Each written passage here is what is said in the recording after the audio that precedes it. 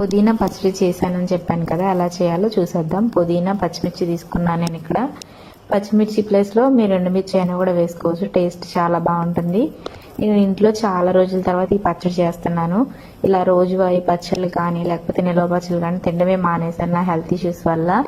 So first అయితే ఆయిల్లో ఈ పచ్చిమిర్చి పుదీనాని ఇలా ఫ్రై చేసుకోవాలన్నమాట.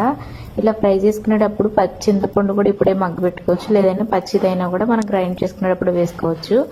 ఈ మగ్గబెట్టిన వాటిల్లో జీలకర్ర, వెల్లుల్లిపాయి, చింతపండు, సాల్ట్ వేసుకుని ఇంట్లో ఉంటే రోట్లో దంచుకోవచ్చు, లేదంటే మిక్సీలో వేసుకోండి.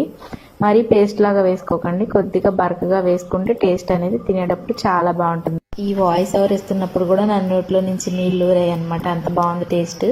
మీరైతే ఖచ్చితంగా ట్రై చేయాల్సిందే. ట్రై చేసి ఎలా వచ్చిందో నాకు కామెంట్ చేయండి. నా వీడియో నచ్చితే లైక్ చేయండి.